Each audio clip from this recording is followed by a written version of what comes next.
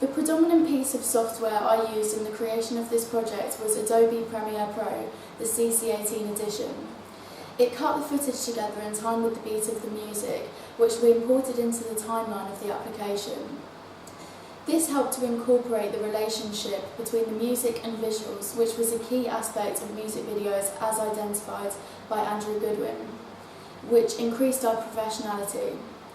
Using the editing and graphics effect, we were able to both saturate and desaturate the filters on Premiere Pro, as well as adding more advanced filters and graphical overlays to make some of the footage look like old camera footage and to exaggerate it being in the past.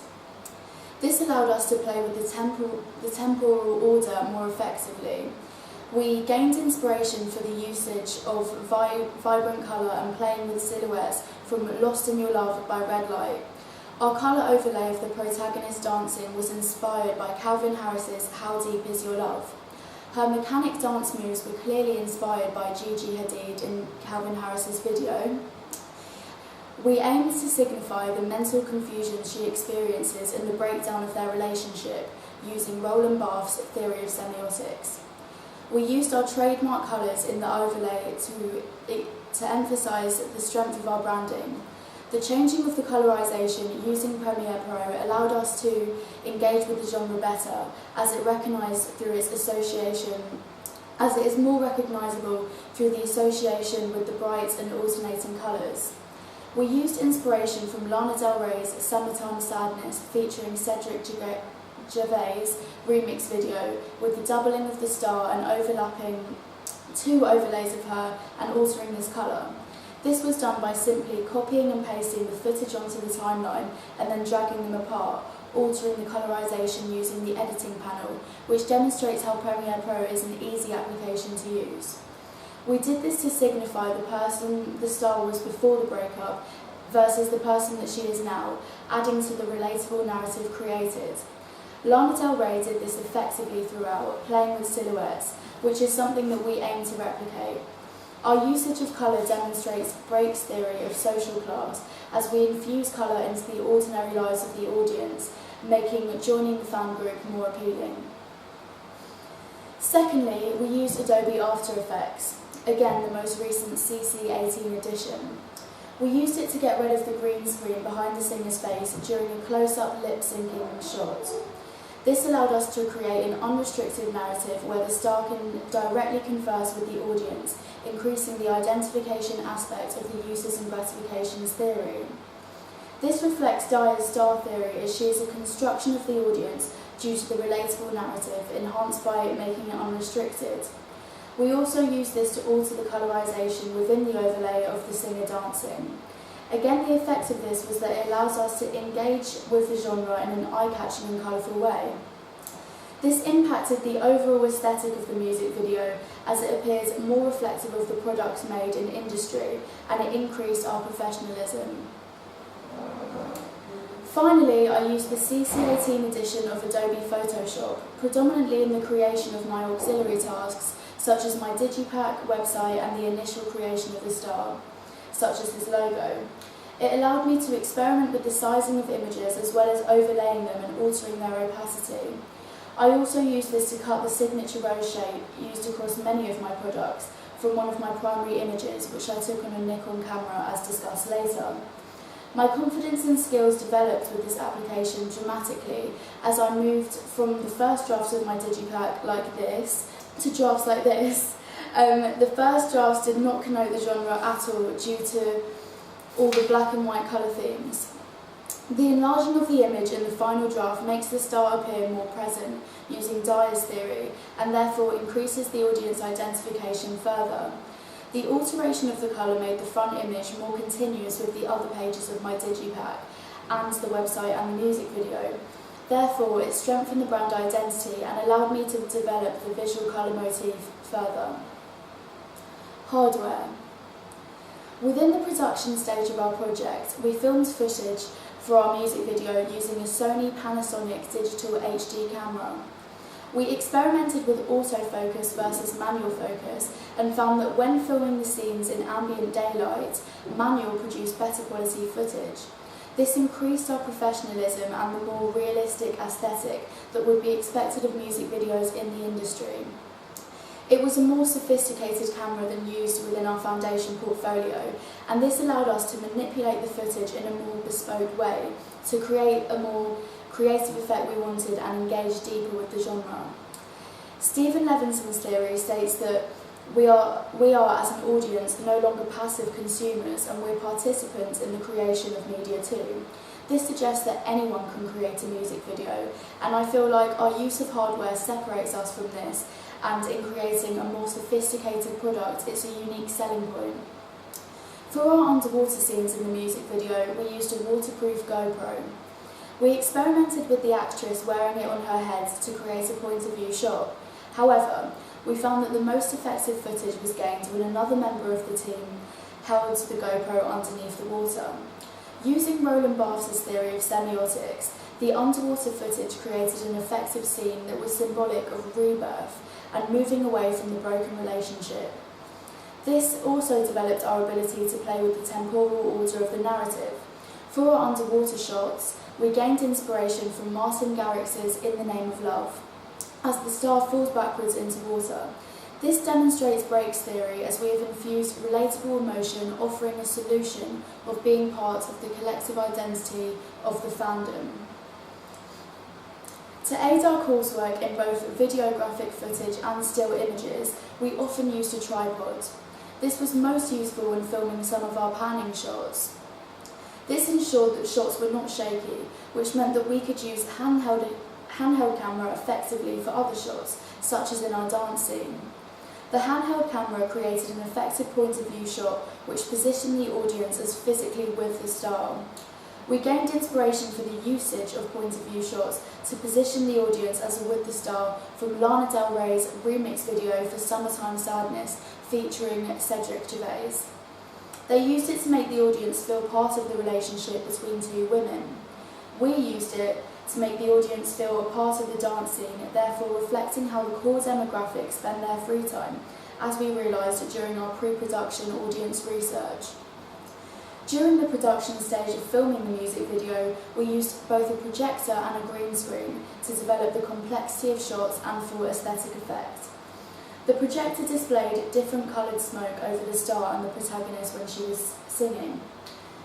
The smoke was a key visual motif used throughout our project, and the colours reflected associations with the house genre. It therefore evoked Brake's 1983 theory of social class and youth culture, because we infuse colours and emotion into the bleak world of everyday life, and this offers a solution to the audience when being a part of the house dance genre. We use the green screen when filming close-up and medium close-up shots of the protagonist lip-syncing the words in the studio. We later removed the green screen using Adobe After Effects. This allowed us to have a clean cut footage and to use the overlay over other locations with just her body and not the green screen background. It amplified the relationship between the lyrics and visuals, which was a key element of music videos as identified by Andrew Goodwin.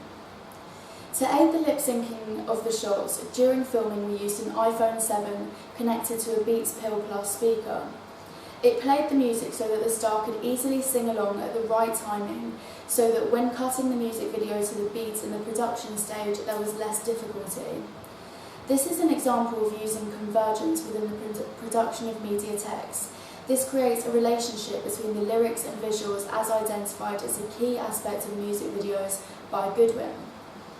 For still images to use within our auxiliary tasks such as the website and Digipack, we used a Nikon digital camera. We took all shots in the studio using key lighting to enhance the professionalism of the shots, as this made the quality significantly improve. We also experimented using gel filters over the key lighting to change the colorization of the images. We overlapped red and blue, creating a pink-purple colour. This exaggerated our continuity across products, therefore strengthening the brand identity further by making it a recognisable colour for the brand.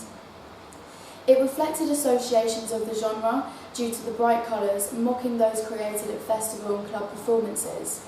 This would remind the core demographic of places that they visit in their spare time, therefore demonstrating Brake's theory of social class, as we were infusing colour and emotion into the everyday lives of the target audience. The usage of gel filters and studio shots with key lighting meant that we were able to manipulate the images less in the post-production stage. It meant that the images appeared less artificial and more seamless. It also increased the voyeuristic elements of my work across platforms, demonstrating a clear advantage of using this. It therefore reflects Laura Mulvey's female and male gaze theory, increasing the appeal to the target audience. We did this, however, without sexualising the star. This juxtaposes Stan Cohen's moral panic of the negative societal associations with the house dance genre. Overall, it develops the professionalism and brand identity across my digipack and website, as I repeated a few images, such as in the gallery on my website. Especially the cover image on the digipack, which I used to self-promote myself across various pages of the website. I obtained inspiration from the self-promotion aspect from Calvin Harris's website, most notably from within his online store. My use of online technology was predominantly in the research of materials and the presentation of my ideas in the pre-production stage and the finished drafts within the post-production stage. For presentation of my work and creation of the Jack Jones website for my star, I used Wix.com. For the production of my own work, I used the blog format effectively, presenting all information in a chronological order. The application was useful as it allowed me to easily categorise and subsequently differentiate between the pre-production, production and post-production work. When I first began using it, I was able to discover common conventions of website and how to navigate around them. I was later able to use this information when creating the official website for my star.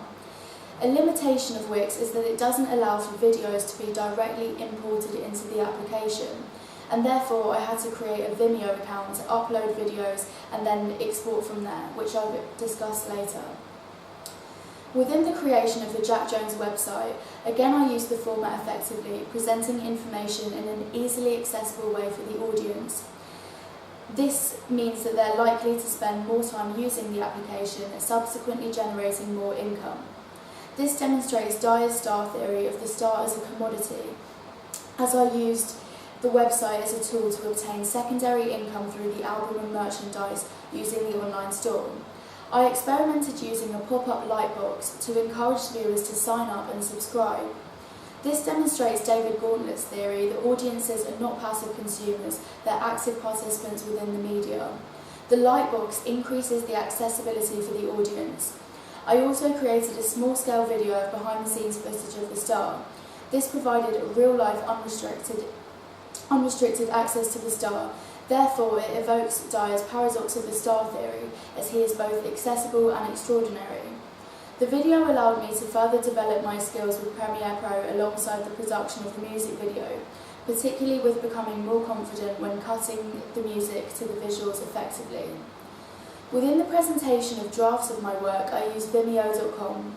It was effective as it allowed me to clearly display my work, sharing it on the website directly from Vimeo. It allowed me to counteract some of the issues with Wix for presentation, such as not being able to directly import footage.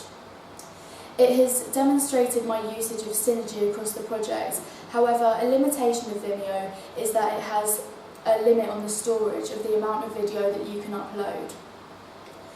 The final piece of online software I used to present my ideas was emaze.com. It was another more interesting alternative to PowerPoint, as I used in the first year of my course. I used it to demonstrate my ideas for the stylisation of the stars, including costumes, logos and fonts. It was effective as it allowed me to produce ideas as they developed through conversations with my group and over time. Although the application presents images and information in an aesthetically pleasing way as they move seamlessly, it led to saving issues, as because all text and images would overlap each other, they became illegible. This meant that I had to redo it a second time with this flaw in mind. However, I kept both drafts on my Wix website to establish how my skills have developed over the second year of the course. It strengthened the continuity of my work later within the production of auxiliary tasks, as it gave me this information to refer back to. Similarly, I used Prezi.com. This again was a more interesting and visual way to portray ideas rather than the simplistic Adobe PowerPoint. Other minor online applications used include DocDroid, which I used to explore my scripts and ideas from Word onto the Wix website. It was a more sophisticated method than simply screen grabbing the information and offered an alternative method of presentation. However, a limitation is that it doesn't display the whole page at one time, and therefore it means it's slightly more high maintenance. I also used Font.com in both my first and second year of the course to search and download a variety of more appropriate fonts for the artist and genre. It was very simple to use and allows easy free download of other fonts. I use this predominantly within my auxiliary tasks such as the tour poster, digipack and website. It allowed for continuity as the font then became the brand logo for Jack Jones. Therefore, it allowed me to strengthen my brand identity further.